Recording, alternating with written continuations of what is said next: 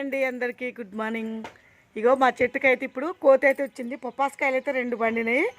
కోద్దాం అనుకుంటాను ఇప్పుడే. అసలు కోత వచ్చింది. ఆ కోతి అదే తెంపు కోత వచ్చింది. కోతిని కొట్టి ఇప్పుడు మేమైతే తెంపుకుంటాను.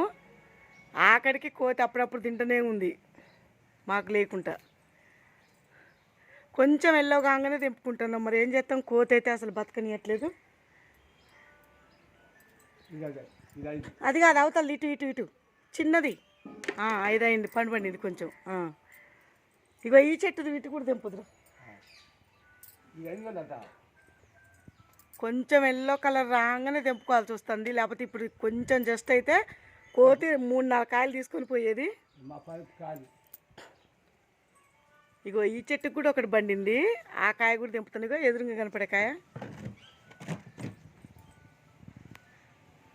ఈ కోతులు బతకనిచ్చేటట్లేదు. కూరగాయలు బతకనియవు, ఫ్రూట్స్ బతకనియవు.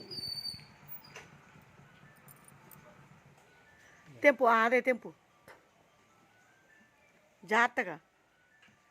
బాబాయ్ ఉండబట్టి సరిపోయింది. లేకపోతే ఇప్పుడు కోతి ఎన్ని కాయలంటే 4 కాయలు పండినాయి.